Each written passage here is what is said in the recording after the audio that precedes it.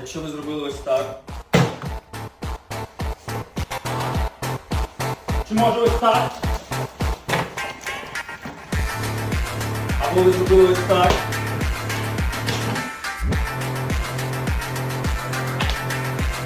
Чи може ось навіть якщо так.